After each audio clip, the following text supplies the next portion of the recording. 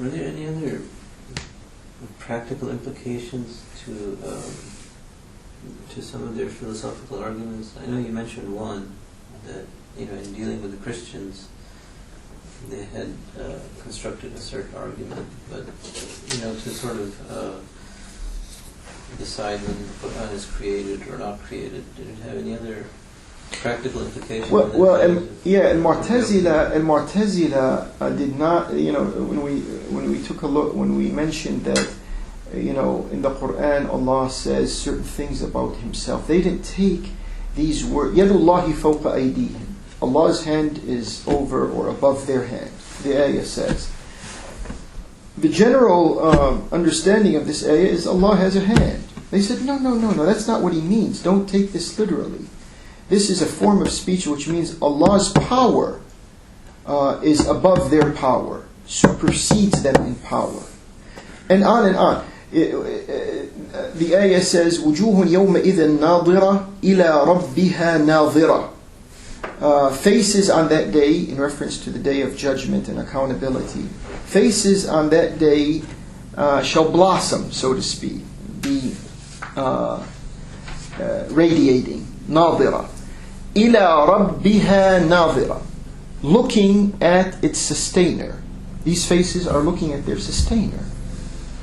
So the general understanding of the average Muslim public was, okay, we look at Allah, we see Allah. The Ash'ari said, mu'mins will see Allah.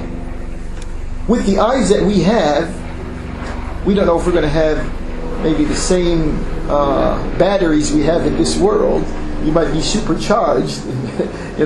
Everything else in us will be to another degree and with another quality and quantity.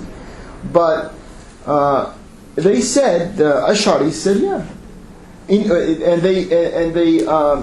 and they contrasted this ayah with another ayah in the Quran that says, pertaining to the kuffar, إِنَّهُمْ عَنْ رَبِّهِمْ يَوْمَئِذٍ لَمَحْجُوبُونَ.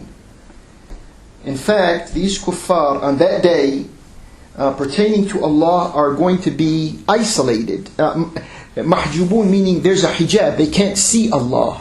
There's going to be a barrier, there's going to be a film, and they won't be able to see Allah. So Mu'tazila looked and said, no, don't take this literally.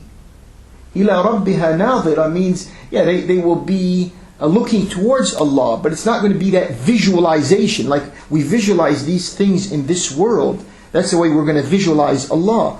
Because if you think of Allah in this manner, then you've brought Allah down to the dimensional human existence. And Allah you cannot put in a dimensional human existence. So just by thinking of Him, perceiving Him in that manner, you have given Allah features and characteristics that don't belong to Him.